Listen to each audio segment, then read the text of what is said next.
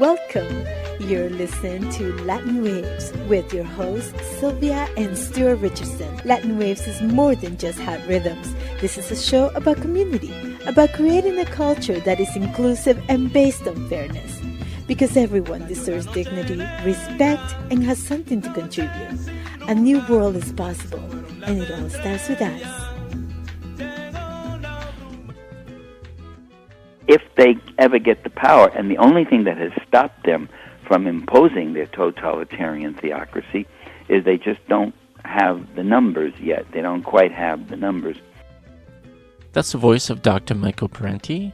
On this week's show, Dr. Parenti speaks about his book, God and His Demons, taking a look at the dark side of religion and the current and historic hypocrisies. So stay tuned.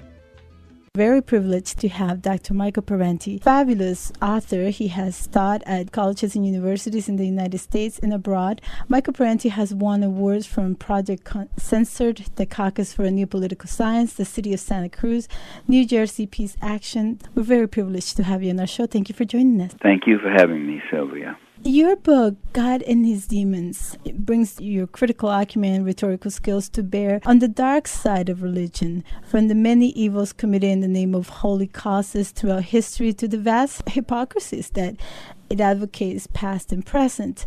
Tell me, what motivated you to write this book? Just those things that you mentioned, the vast hypocrisies, the evils that are perpetrated in the name of virtue. And I just felt, and I do feel, the world would be a much better place without the kinds of theocratic perpetrators that put up with. This doesn't mean that I write an untrammeled attack on religion per se. I mean, religious belief for some people is a source of gratification, solace, strength, in some way even inspiration. Fine, it's a very rough and very troubled world. I have nothing against people having religious beliefs. I do make note in the book of the selective perceptions that are employed in religion. 100 people are killed and 2 people survive, and the 2 survivors say, God is merciful and wonderful, and He saved us. And you say, well, it could have been a little better with the other 100.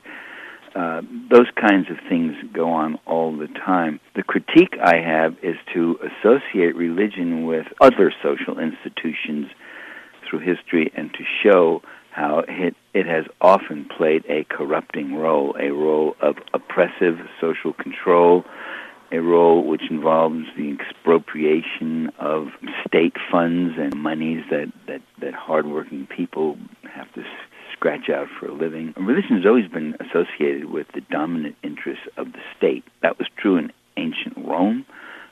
Caesar was appointed Pontifex Maximus, which was sort of the leading religious position. It was a position that went to a consul or a senator. Well, we have in the U.S. a religious right, or Christian right, it's sometimes called. We also have a religious left. You don't hear about the religious left because they don't have huge television networks. They don't have 800, 900 radio stations that they've bought up and own. They don't have millions of dollars. Where does that money come from? That money comes from corporate America. That is, they are financed by the rich and powerful corporate interests in the United States, and which, by the way, in turn enables them to have mass events and mass television outreach, and then enables them to raise lots of money from ordinary Americans, too, who are desperate and lonely and sick and in need of some 2 cents worth of hope that something can get better. Now, what's put out is not only a religious agenda, but a political economic agenda. Pat Robinson even ran for president once. They give the straight conservative mantras on this. Government cannot solve the problems. Government is the problem. Your life is being dominated by these secular, liberal elites who are look down on you and are snobs. There's a false populism that's preached here. Us ordinary folk have a right to have our religion. Evolution is just a theory. It's not a fact. As if theory and fact were mutually exclusive in science. which they are not. I discussed that. So religion plays this kind of high-finance, televangelistic, media-driven, money-driven, profit-driven religion is reactionary, it's highly visible, and it's in the service of helping to create a conservative climate of opinion in America. That's one of its vital roles. And in turn, it's been ripping off us taxpayers by getting all sorts of tax benefits, tax reliefs, tax subsidies from the state, little property giveaways. And these religionists have been penetrating all sorts of areas. One of the areas I mentioned is the U.S. military. The U.S. Air Force Academy has been taken over by these true believers. They've appointed 10 fundamentalist ministers. They're constantly putting out a Christ the warrior message, we are warriors for Christ. That in the U.S. Air Force Academy. You have military officer groups from West Point and Annapolis all joining together and doing the same thing. And this I have in the book, God and His Demons. It's a fundamentalist minister, James Kennedy. He's very well known here in the U.S. He hosts monthly luncheons with members of Congress. And he says as follows, page 184, our job is to reclaim America for Christ, whatever the cost. As the vice-regents of God, we are to exercise godly dominion and influence over our neighborhoods, our schools, our government, our literature and arts, our sports arenas, our entertainment media, our news media, our scientific endeavors, in short, over every aspect and instrument of human society. And then there's one by Randall Terry, a right-wing fundamentalist leader, and he says, I just want you to let a wave of intolerance wash over you, he says to this huge audience. Our goal as a Christian nation, we are called by God to conquer this country. We don't want equal time. We don't want pluralism, unquote. So they want it all, is really what they want. And there are others who have announced that there's the religionist reconstructionists, they call.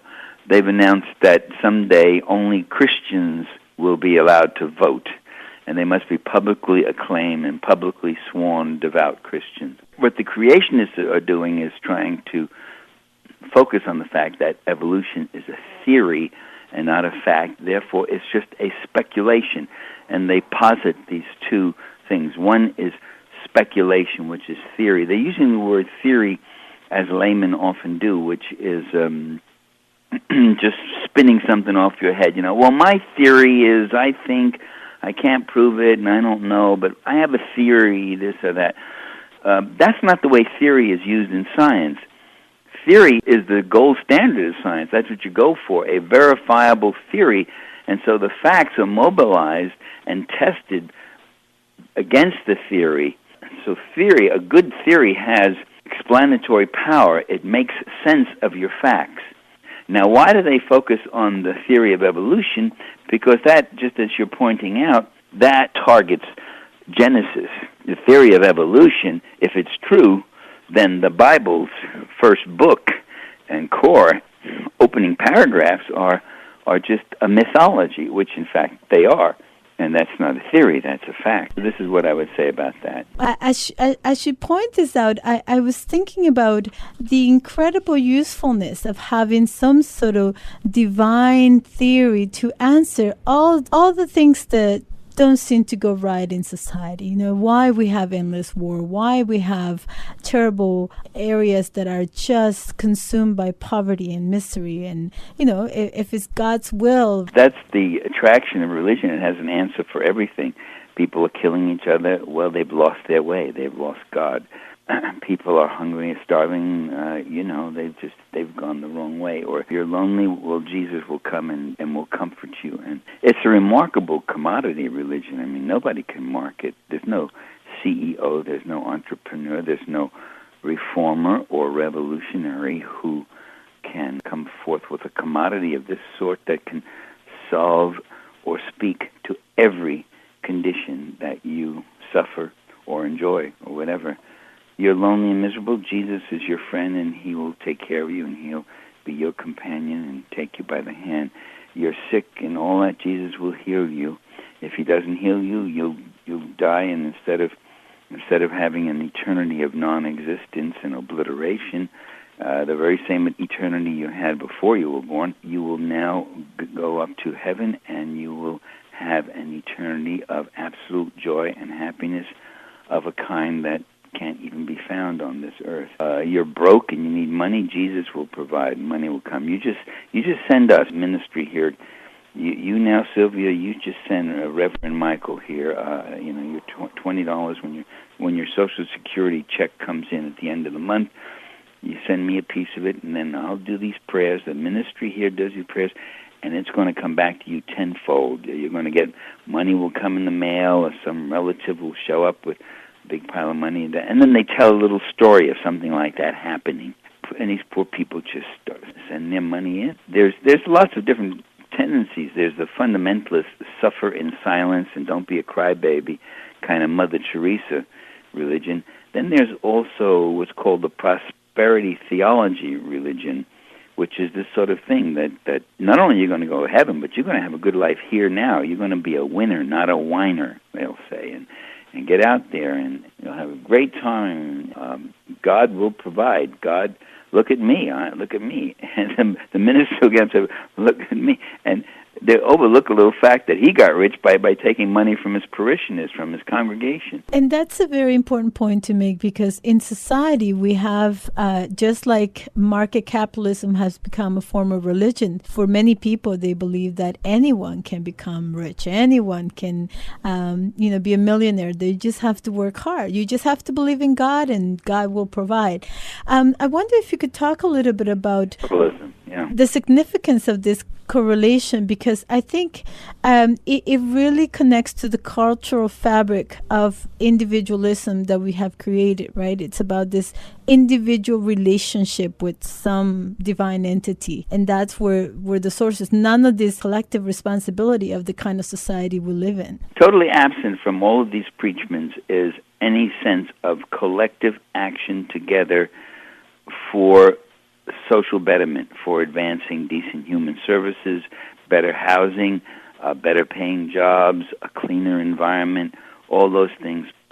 No. To the extent that there's any kind of collective action that is induced or encouraged, it is around reactionary issues. It's around depriving gay people of their constitutional rights. It's around public displays of religious artifacts and symbols and such, and it's around super patriotism. And I wrote a book called Super Patriotism, and religion plays a key role in that sort of thing. It's around denouncing the government because when it does any kind of reformist or liberal or human services functions, but worshiping the state with its guns and its money and its might. A lot of these religionists, these people of love and God and peace and all, they're all supporting the wars that have been launched by the U.S. imperialists all over the world. They support these wars, and of course these wars help create mirror images in these other countries, because you've got the Islamic fundamentalists. Not that all Muslims are fundamentalists. In these countries you do have these extremists who also hold to the same view. And when people talk about these Taliban and these imams who say, we don't want the idols of the West, your feminism and your democracy and your free speech, we want the law of Sharia to rule. And they already control several countries, including a country like Saudi Arabia. I say, yes, those are real threats, but please also be aware that we've got our own homegrown Taliban right here in the U.S., the Jesus-worshipping Taliban, who, if they ever get the power, and the only thing that has stopped them from imposing their totalitarian theocracy is they just don't have the numbers yet. They don't quite have the numbers. And I point out in my book, God and His Demons, I point out that there's been some encouragement in recent years. The numbers of people who identify themselves as non-believers has increased. That's the only cohort that's growing in size in the United States. The various religious groups are pretty much the same in percentage of people that they have in adherence. There hasn't been any really big, dramatic growth. We are encouraged not to focus on the material needs of people, the material of hunger and thirst, and the physical reality that climate change, if we do not change our habits, will have extreme consequences for the global south, for people who live in the global south. Can you talk a little bit about how this relationship, by separating, the natural world, from this divine sphere that we're supposed to aspire to, limits our ability to make those connections? That's the whole essence of the religion, that they do teach fear. They teach you fear of gays, fear of secular humanists, fear of the media, fear of the federal government, fear of this or that. And the things they should fear, like ecological crises, like global warming, like poverty and misery and economic catastrophes due to swindlers and plunderers and corporate thieves, the things they should fear to defend their own interests, they don't fear. They give their allegiance to those people. They've been led astray, and their view of the world is really a view of a material world that you just play upon, use any way you want, and as God may want. And in fact, many of them even feel that the deteriorating ecological health of the planet, the survival, is fine. It's further evidence of the apocalypse coming.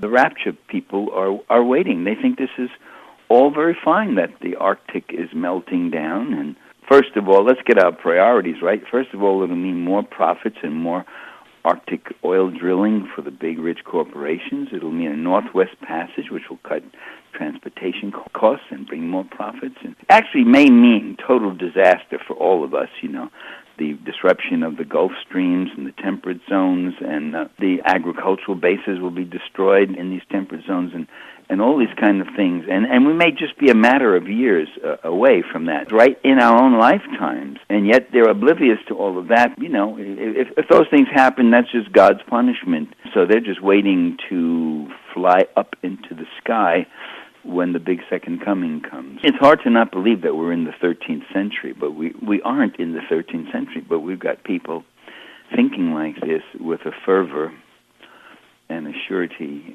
as anything happening back in those days. But in your previous book, which is also a fantastic book, Contrary Notions, you talk about how the free market played a key role, and you talk about how President Bush's agenda had been to cut government service, to cut services, and to rely on the private sector. And then, of course, when the floods happened, he went on radio and said, we couldn't possibly have anticipated. And it's sort of this naivety, that God works in mysterious ways. So who are the demons then that are prevented us, and who are the real demons that we should fear in society? Well, you should add something to the Bush when he said we couldn't possibly anticipate this. I pointed out that there had been statements made by Army Corps of Engineers and all sorts of people about that very catastrophe waiting to be happening. There were dozens of all sorts of knowing people strategically placed who were anticipating and clamoring about it completely. What is the relationship between the media and the promotion of religion as such? If you go to a service, you'll hear of people speaking about how the media is biased against them, but it seems to me they're one of their, allies. Yeah, the media are owned by big, rich corporations, and they never stray beyond certain boundaries, and they serve the powers that be, and they're the mouthpiece for the powers that be. But they're not quite fascist enough. They're not quite reactionary enough. So NBC, CNN, ABC, they're not quite like Fox Network. Fox is really what they call clear and balanced. Fox Network has people who follow a party line, and every day they will often be using the exact same phrases and pounding home the same right-wing message. To the extent that the other networks don't do that as blatantly and as rigorously as Fox, they are called failing in saying the truth. That's all. Also, there are things that are reported in the media that are sometimes very revealing if you know how to connect the dots. If you report that Katrina came along and the dikes were reportedly insufficient, but nothing was done about it, and they broke and they flooded every place, that's an objective fact, but these people would say, oh, you're giving the liberal line to try to make President Bush look bad. So my point is that the reason they complain about a liberal media, it rarely strays from a very narrow mainstream portion of the political spectrum. The reason they complain of liberal media is that within that narrow spectrum, they do sometimes report actual facts, and those facts can often speak for themselves. Like the media had to report the economic crises, and they even made the mistake and had the temerity of pointing out that much of it was due to the nefarious doings of finance capital on Wall Street. So when they do that, that's when these right-wingers come out and say, oh, we have a liberal media that's biased against business and against capital, and they're socialistically leaning and all that. Many people fail to see a link between a class system, where economically dominant class, it's also the dominant political class. If you could talk a little bit about the relationship and how religion ties into this. By definition, a class society means there's a different and conflicting relationship of one portion of the population versus the other in regard to their relationship to the resources of society, the means of production, the land, the labor, the natural resources, the markets and the capital and all that. Religion has historically always played a key role. All through Christendom for 2,000 years, the religious, rich, higher clergy were colluded with and often drawn from the very families of the very rich lords and ladies that owned most of Europe. So they were another part of it. Parish priest would come from the poor class. So the church hierarchy itself reflected the class structure of secular society and wealth. The way in which religion has been used by the politically powerful, the dominant class, the elites, to promote wars, to promote aggression in other parts of the world. The church has played in not only advocating but almost legitimizing the aggression against people. The religious fundamentalists of other countries feed right into the religious fundamentalists in the Western countries. I mean, the Christian fundamentalists and the Islamic fundamentalists owe a lot to each other in terms of providing an excuse for war and hatred of each other.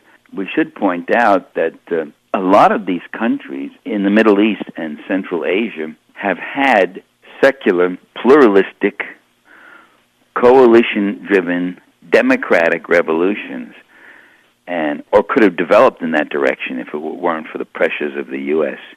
I'm talking about Lebanon, Syria, Iraq before Saddam Hussein and before the CIA and Saddam Hussein came in. Afghanistan before the Mujahideen and the U.S.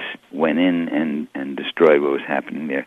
You can go on, all these various countries, and all of those were overthrown. And when you got this brand of Islamic extremism arising, many of them made clear, they said, we're not attacking you for who you are. We're attacking you for what you've been doing to us, and we just want you to get out of here. Even Osama bin Laden said at some point in the Iraqi war, he said, ours is a defensive action. If you just get away and leave us alone, we will leave you alone. Religion has been an excuse or a cover for attacking and for extending the empire. What are we to do then?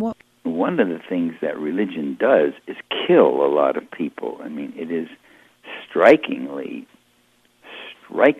violent, and among the groups they kill are each other. Some of in the very first generation of Christianity, some of the worst killings of certain Christian denominations were perpetrated by other competing Christian denominations. The slaughter and the carnage in Iraq, for instance, the sectarian. It's between Sunni and Shia. Identical. They're both identical denominations, except one believes that the 12th apostle hasn't died and he will return, and the other does not believe that. And that's what they seem to be killing each other over. Religion is used in Central America.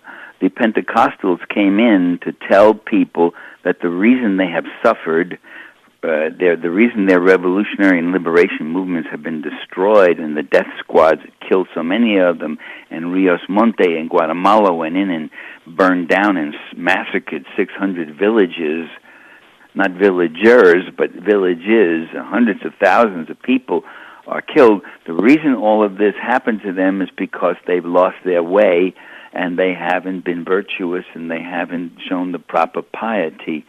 And the same kind of thing has happened in Iraq. As I said, it had a secular revolution back in 1968 in which the Iraqi coalition government made up of Democrats and constitutionalists and reformers and communists even, and they threw out the British petroleum oil companies. They threw out the American oil companies. They nationalized the industries. They nationalized most of the economy. And people were getting along quite well. There wasn't a fight.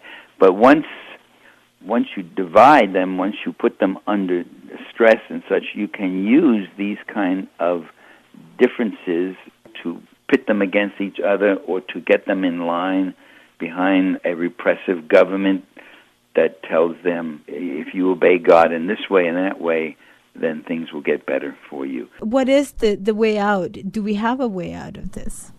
As I say, I'm not a hardcore atheist or even materialist. I mean, I'm a philosophical materialist. I don't believe that there are ideas separate from material forces and humans and such that act upon us like mystical forces and all that. I do not believe that. I'm still open to the idea that, after all, we do live in this total cosmological wonder and mystery, and we have no idea what the hell it is. And the materialist position on this is very unsatisfactory for many people. So they may turn to religious thought, the mystics, or go to retreats, or go to meditations, or try to do the impossible. The impossible is, as Giordano Bruno said back in 1585 or so. I dedicated the book to him. He was burned alive at 1600 by the Roman Church. We cannot comprehend this cosmos, And generally, there are people who are unsatisfied, and I'm one of them, unsatisfied with the simple materialist position, which is to say, these are questions that are outside of the range of scientific inquiry, and maybe someday they will be within the range of scientific inquiry, but now they're not to be discussed. Well, no, they can be discussed. I mean, Hegel discussed them, and others. Even Albert Einstein discusses it. He said, you try to get your mind around this incredible wonderment and whatever else, and that feeling of what is out there, what can it be, where's it going, and so forth. That's what I call my religion. He complained himself that if Einstein couldn't get his mind around this universe, then how could any of us? And there are people who want to look at that whole cosmic force and that whole cosmology and that whole mystical process and that whole trying to get my separateness back to a totality and a oneness on certain levels of experience. They insist upon calling that God. I mean, I get so much from them. I mean, constantly saying, well, this is God, though. You see, you're tone deaf, but there is this kind of God, and it has nothing to do with organized religion. And I say, if you want to call that God and it makes you feel happy and good, then call it God. See, I don't really care what you believe. Honestly, don't care. Just as long as it's tolerant, and just as long as it's not aggrandizing and it's not pitting organized forces against my rights as a human being. Thank you so much for being with us. Tell us, how can our audience access your book? My website is michaelparenti.org. They could always order it online, or they could ask a bookstore for it. Thank you again for being with us. Right. Thank you. Bye-bye. We've come to the end of our show, Latin Waves. Latin Waves is an internationally syndicated weekly program made available through campus and community stations and available out to the world at www.latinwavesmedia.com. Visit Latin Waves Media to hear previous shows, to access resources, or support our efforts towards social change via community project engagement. Thank you and bye for now.